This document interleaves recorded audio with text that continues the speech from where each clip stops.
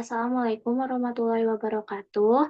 Kami dari kelompok Evidence Based Practice, kelompok 4, kelas C keperawatan. Di sini kami akan membahas HIV AIDS.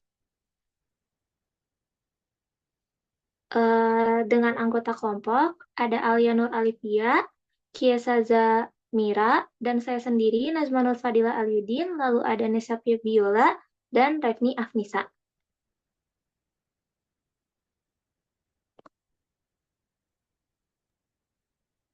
Baik, pendahuluan yaitu HIV dan AIDS yang muncul pada awal 1980-an dan telah menyebabkan puluhan juta kematian secara global berawal dari perpindahan lintas spesies simian imunodefisiensi virus SIV dari primata Afrika ke manusia dengan HIV-1 grup M yang berasal dari simpanse menjadi penyebab utama pandemi.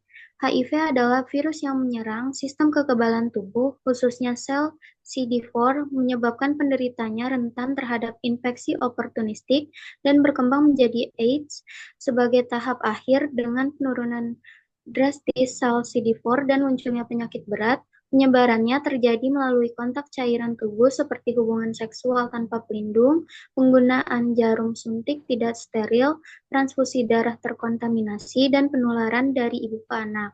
Berdampak luas tidak hanya pada kesehatan fisik, tetapi juga sosial, ekonomi, dan psikologis melalui stigma dan diskriminasi. Upaya pencegahan meliputi praktik seks aman, penggunaan jarum steril, screening darah, dan pencegahan menular dari ibu ke anak.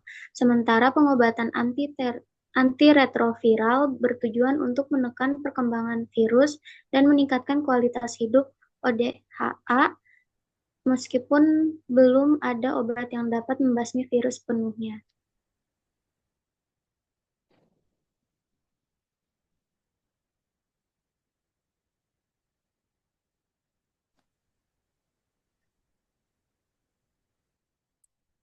Oke, baik. Selanjutnya ada gizi pada penyakit HIV. Nah, yaitu yang pertama makanan yang dianjurkan untuk pasien dengan penyakit HIV. Yang pertama ada protein berkualitas tinggi. Nah, protein ini juga bisa membantu untuk memperbaiki jaringan tubuh, kemudian mempertahankan massa otot, dan juga memperkuat sistem imun. Nah, pasien HIV ini memiliki kebutuhan protein yang lebih tinggi, yaitu sekitar 1 sampai 1,4 gram per kilo berat badan.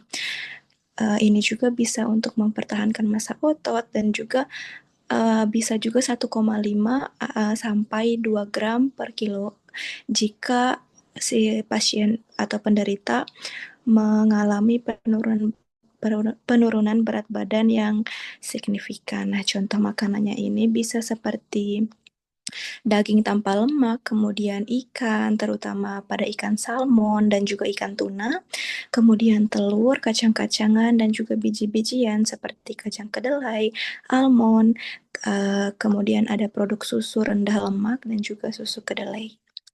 Selanjutnya ada karbohidrat kompleks. Nah, karbohidrat kompleks ini seperti nasi merah, kemudian roti gandum utuh, oatmeal, ubi jalar, dan juga jagung yang menyediakan energi yang stabil dan juga membantu menjaga kadar gula darah. Nah, ini juga penting karena pasien HIV ini juga sering mengalami kelelahan dan juga membantu energi tambahan. Selanjutnya ada lemak sehat. Nah, lemak sehat seperti omega 3, contohnya yaitu salmon, mackerel, kemudian alpukat, kacang-kacangan, minyak zaitun, dan juga biji-bijian. Ini memiliki sifat antiinflamasi yang juga membantu mengurangi peradangan kronis yang sering terjadi pada pasien dengan penyakit HIV. Kemudian ada buah dan juga sayuran. Nah, karena buah dan sayuran ini mengandung kaya akan vitamin, kemudian mineral, dan juga antioksidan yang penting untuk sistem kekebalan tubuh dan juga membantu melawan stres oksidatif. Kemudian ada cairan yang cukup. Nah, dikarenakan terapi ART pada pasien dengan infeksi HIV ini menyebabkan dehidrasi, maka dianjurkan untuk meminum air putih minimal 8 gelas sehari dan juga teh herbal, kemudian jus buah tanpa tambahan gula. Selanjutnya ada makanan rendah serat saat diare. Nah, terapi ART ini juga seringkali menimbulkan efek samping berupa diare. Nah, makanan rendah serat ini dianjurkan untuk membantu meredakan gejala saluran cerna. Contohnya seperti nasi putih, kemudian pisang, roti putih, dan juga kentang rebus. Oke, boleh di next. Nah, kalau tadi makanan yang dianjurkan, sekarang makanan yang harus dihindari oleh pasien dengan penyakit HIV. Yang pertama yaitu ada makanan dan juga makanan mentah dan juga setengah matang. Nah, kita ketahui teman-teman ya, makanan setengah matang atau belum matang ini mengandung bakteri seperti Salmonella, kemudian bakteri E. coli, kemudian bakteri Listeria atau parasit seperti Toxoplasma yang dapat menyebabkan infeksi serius dan juga berpotensi fatal pada pasien dengan imun yang lemah. Nah, pasteurisasi dan juga memasak hingga suhu yang tepat ini bisa membunuh mikroorganisme yang berbahaya pada makanan. Kemudian ada produk susu dan juga keju yang tidak dipasteurisasi, sama halnya seperti makanan mentah dan juga setengah matang. Jadi proses memasaknya itu tidak sempurna sehingga bakteri dan juga mikroorganisme yang berbahaya pada produk itu masih ada pada produk itu. Biasanya susu mentah seperti raw milk, kemudian keju lunak dari susu seperti brie, camembert, kemudian blue cheese, dan merupakan produk susu yang tidak dipasteurisasi dan juga ini beresiko mengandung Listeria monotogenes, yaitu bakteri yang sangat berbahaya bagi pasien dengan HIV karena menyebabkan infeksi otak atau meningitis, kemudian sepsis dan juga keguguran pada ibu hamil. Kemudian makanan olahan dan siap saji. Makanan olahan dan juga siap saji ini mengandung lemak jenuh dan juga trans yang meningkatkan resiko dislipidemia dan juga kardiovaskular yang lebih tinggi pada pasien HIV. Nah, biasanya juga makanan olahan dan juga siap saji ini mengandung gula dan juga natrium yang tinggi, yang juga bisa memperparah hipertensi, kemudian diabetes, dan juga gangguan metabolisme akibat ART yang serta tidak memberikan nilai gizi yang tinggi dan juga cenderung membuat tubuh kekurangan gizi. Kemudian ada minuman beralkohol. Nah, pasien dengan HIV ini sangat disarankan untuk menghindari konsumsi minuman beralkohol karena dapat memperburuk kondisi kesehatan dan juga mengganggu fungsi hati yang sangat penting dalam proses metabolisme obat-obatan antiretroviral yaitu ART yang juga merupakan pengobatan dari penyakit HIV ini. Selanjutnya ada kafein berlebihan. Nah, kafein dalam jumlah yang tinggi seperti terdapat dalam kopi pekat, minuman berenergi, dan juga teh hitam yang sangat kuat, ini dapat menyebabkan dehidrasi. Nah, hal ini menjadi masalah serius karena pasien HIV ini kerap mengalami gangguan pencernaan seperti diare yang sudah saya jelaskan tadi. Nah, maka pada pasien dengan penyakit HIV ini disarankan untuk menghindari kafein terlebih dahulu. Selanjutnya. Baik, selanjutnya ada farmakologi dari HIV atau AIDS ini. Pada tahun 1987, Badan Pengawasan Obat dan Makanan menyetujui bahwa untuk pasien HIV ini menggunakan terapi antiretroviral atau ART. Nah, pada tahun 1996, penelitian juga menunjukkan keuntungan pengobatan obat-obat untuk mengobati HIV tersebut. Bentuk terapi ini direkomendasikan untuk semua pasien HIV oleh Departemen Kesehatan dan Layanan Kemanusiaan dan juga Organisasi Kesehatan Dunia. Pengobatan harian yang dengan beberapa obat HIV ini merupakan regimen HIV. Regimen HIV awalnya umum mencakup 3 obat HIV dari minimal 2 kelas obat. Meski pengobatan ini tidak bersifat kuratif, pengobatan ini dapat memperpanjang umur pasien dan mengurangi penurunan HIV tersebut.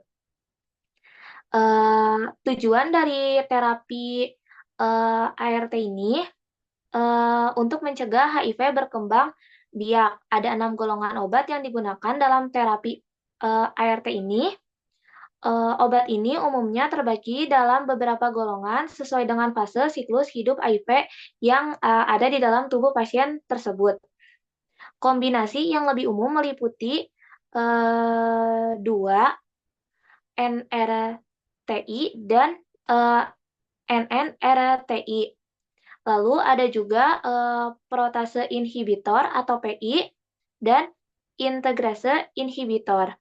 Obat-obat tersebut tercantum di bawah golongan-golongan dan nama generiknya. Selanjutnya ada obat nucleoside reverse transcript inhibitor atau NRTI ini adalah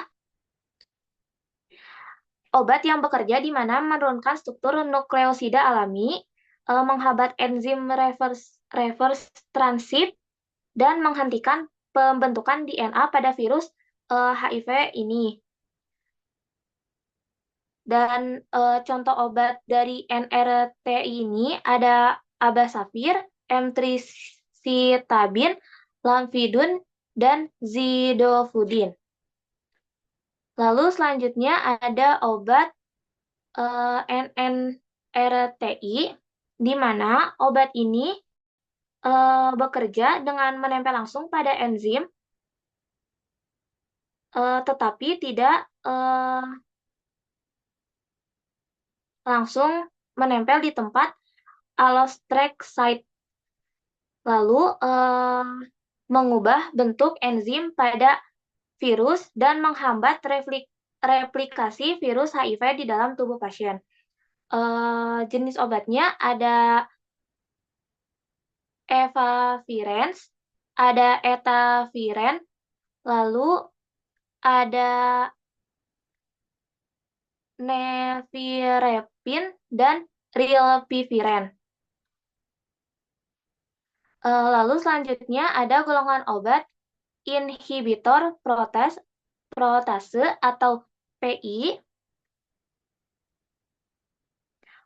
Obat ini bekerja dengan menargetkan enzim protase HIV untuk memotong rantai protein panjangnya virus tersebut menjadi bagian-bagian kecil, lalu menghambat aktivitas proses inhibitor pada enzim virus HIV dan mencegah virus menjadi matang.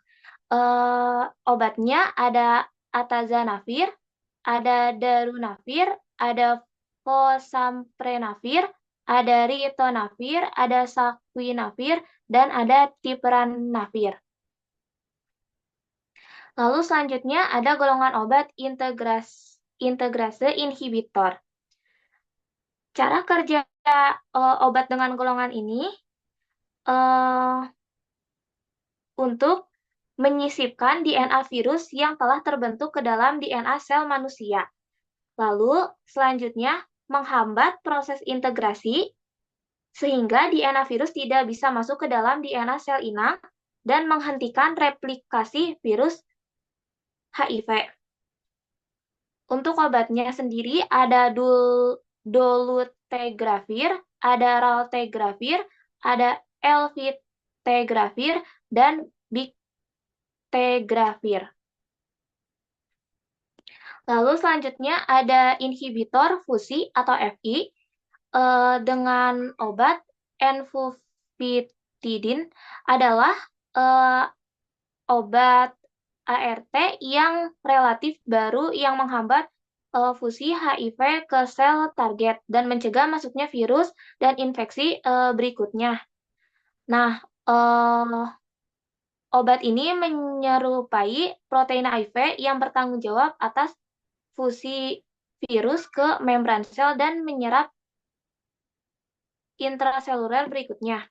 Lalu ada antagonis reseptor komikin 5 dengan obat maraviroc adalah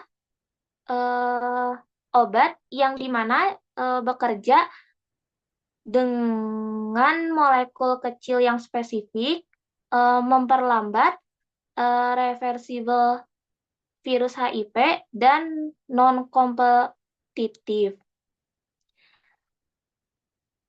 Obat ini menghambat HIV 1 untuk memasuki sel inang. Lalu selanjutnya ada penggolongan obat yang dimana penghambat pasca perlekatan dengan obat imalizumab dengan menunjukkan mekanisme kerja baru sebagai penghambat pasca perlekatan yang diarahkan CD4 dan memiliki profil farmakokinetik yang baik yang memungkinkan interval pemberian dosis setiap 14 hari setelah dosis awal.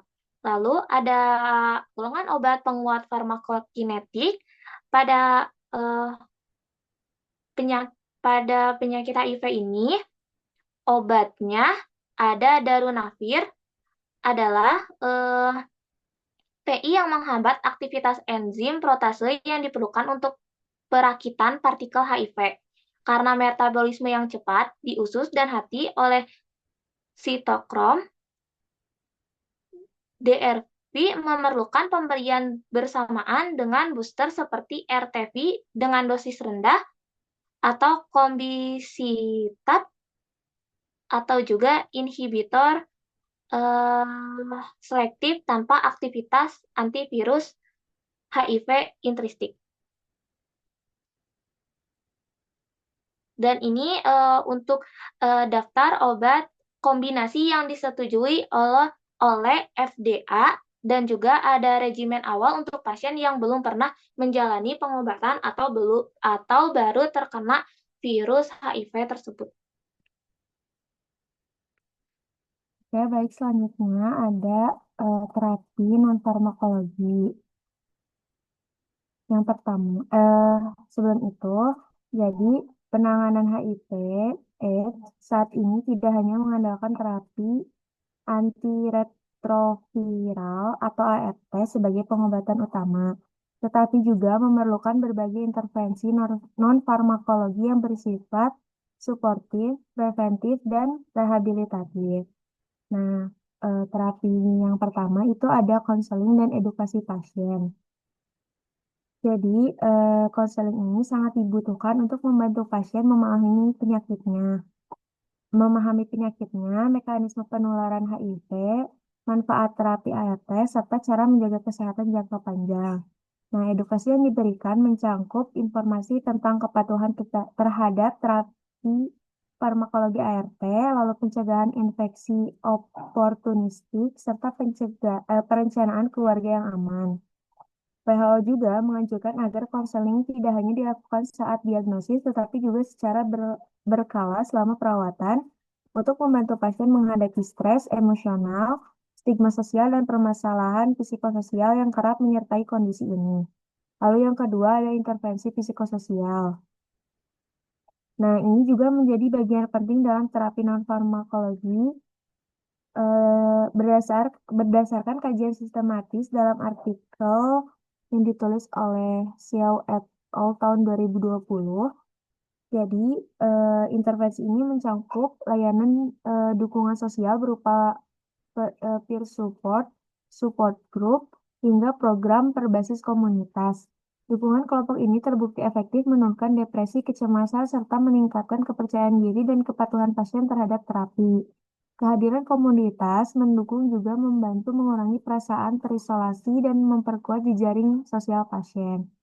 Nah, WHO juga merekomendasikan penerapan program berbasis komunitas untuk memperluas akses layanan, terutama di negara-negara dengan fasilitas kesehatan terbatas.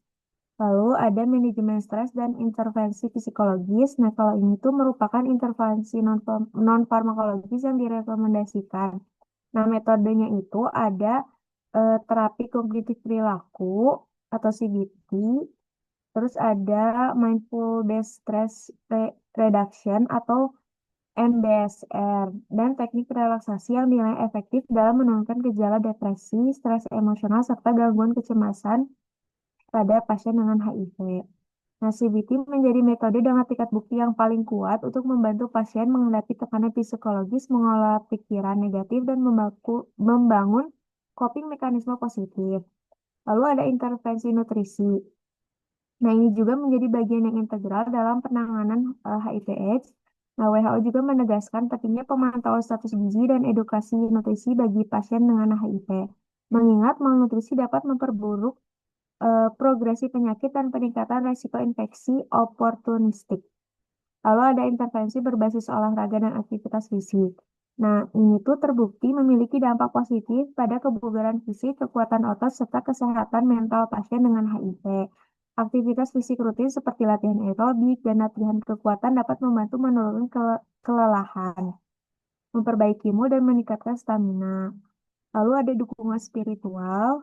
Nah, ini tuh disebut juga sebagai salah satu bentuk terapi non-farmakologi yang dapat membantu pasien menghadapi HIV/AIDS. Nah, pendekatan spiritual seperti konseling berbasis agama, doa bersama, dan kegiatan keagamaan lainnya terbukti memberikan efek positif terhadap ketahanan mental pasien, meskipun bukti ilmiah masih terbatas. Lalu ada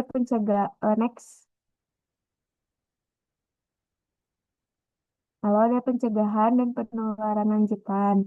Nah, ini tuh merupakan bagian penting dari terapi non-farmakologi karena WHO dalam pedomannya merekomendasikan edukasi tentang seks yang aman, penggunaan kondom, pengurangan jumlah pasangan seksual, serta pencegahan penularan HIV dari ibu ke anak.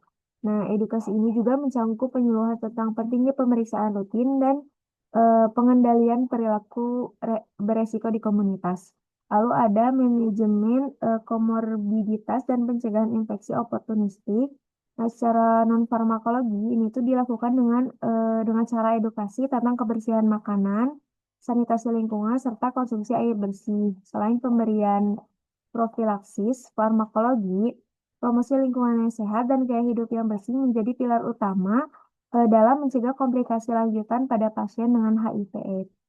Lalu ada perawatan paliatif. Nah, ini menjadi aspek non-farmakologi yang juga nggak kalah pentingnya karena WHO juga menganjurkan layanan paliatif berbasis komunitas dan rumah untuk membantu pasien mendapatkan kenyamanan fisik, manajemen nyeri, dukungan emosional spiritual, serta perawatan akhir hayat yang bermartabat.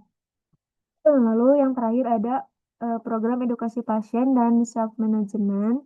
Nah, dalam terapi farmakologi ini tuh seperti edukasi mencangkup informasi tentang HIV, terus terapi ART, pencegahan infeksi, gaya hidup sehat, dan pengelolaan efek samping pengobatan. Oke, boleh dilanjut.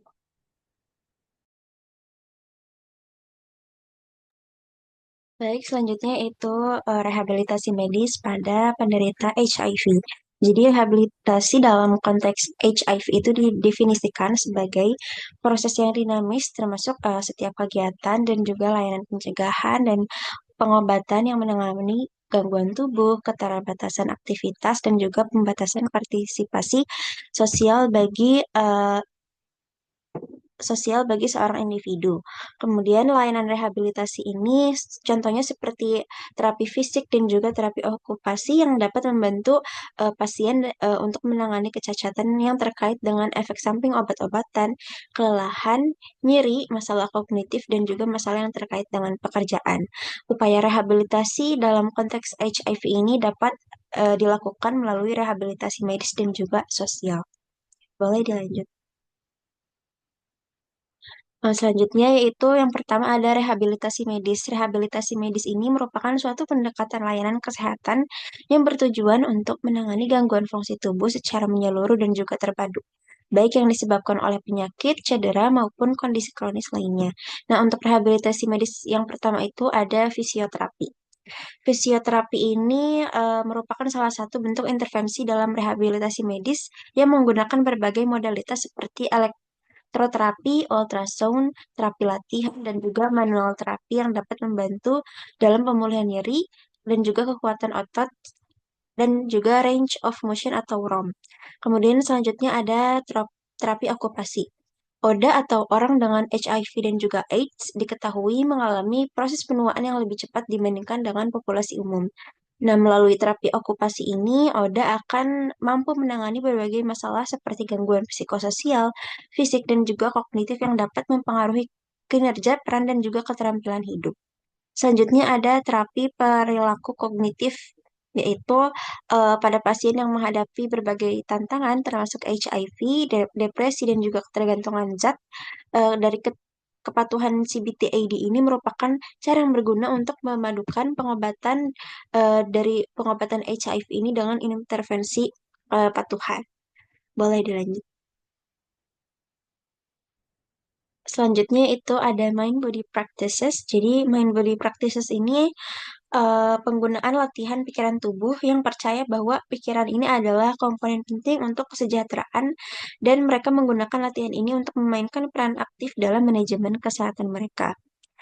Untuk latihan pikiran tubuh ini meliputi Tai Chi, Qigong, yoga, meditasi, dan semua jenis relaksasi, yaitu relaksasi otot progresif, hipnosis, imajinasi terbimbing, latihan pernafasan, pelatihan autogenik, biofeedback, dan juga neurofeedback. Kemudian ada terapi alternatif. Nah, secara historis, sebenarnya untuk complementary dan juga alternatif medicine ini sudah populer di kalangan orang dengan HIV dan juga AIDS sebelum dikembangkannya obat antiretroviral pada pertengahan tahun 1990-an. Nah, penggunaan pengobatan alternatif ini mulai banyak digunakan pada penderita penyakit kronis seperti depresi, kanker, dan juga HIV/AIDS.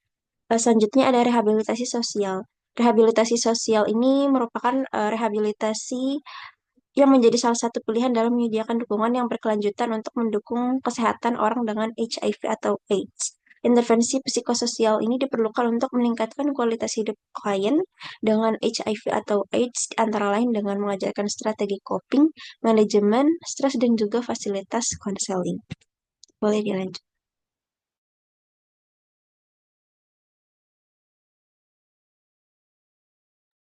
Baik, selanjutnya kesimpulan yang dapat diambil yaitu HIV atau AIDS adalah tantangan kesehatan global yang signifikan sejak awal 1980-an dengan 39 juta orang hidup dengan HIV di seluruh dunia pada tahun 2022. Virus ini menyerang sistem kekebalan tubuh, membuat penderitanya rentan terhadap infeksi dan penyakit berat. Penanganan HIV atau AIDS ini melibatkan pendekatan multidisiplin termasuk gizi, farmakologi, dan juga rehabilitasi medis. Intervensi gizi yang tepat sangat penting untuk mendukung sistem kekebalan tubuh dan juga efektivitas terapi antiretroviral. Terapi farmakologi untuk HIV melibatkan penggunaan obat antiretroviral untuk menekan replikasi virus. Selain farmakologi, terapi non-farmakologi juga memainkan peran penting dalam penanganan HIV atau AIDS.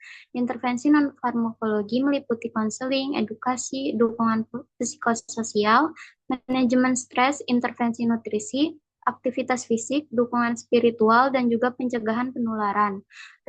Rehabilitasi medis juga menjadi bagian integral dalam penanganan HIV, terutama dalam menghadapi tantangan kesehatan fisik, kognitif, mental, dan juga sosial yang berkaitan dengan penyakit ini.